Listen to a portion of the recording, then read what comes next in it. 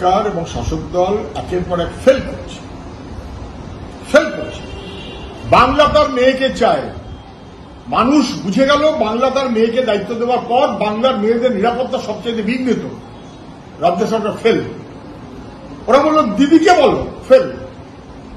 দুয়ারে সরকার উঠে গেছে, পঞ্চায়েত তো আছে, অন্য কিছু তো আছে, দুয়ারে সরকার কেন? পাড়ায় সমাধান আউট। এখন বলছে আমার পাড়ায় আমার সমাধান, না কি একটা ওরকম কিছু। মানে নাকি একের পর এক প্রোগ্রাম ফেল করছে। দিদি থেকে দুয়ার হয়ে পাড়ায় চলে আসে, 8,000 কোটি টাকা শ্রাদ্ধ করা হবে। বাজেটে কোনো প্রভিশন নেই। কোথা থেকে টাকাটা আসলো? প্রত্যেকদিন তো রিজার্ভ ব্যাংকের কাছে টাকা চাইতে হচ্ছে। টাকাটা আসলো কোথা থেকে? দিল কে? যাচ্ছে কিভাবে? আসলে পাড়ায় সমাধান মানে হচ্ছে পাড়ায় তোলাবাজদের দাপটটাকে রিএস্টাবলিশ করো।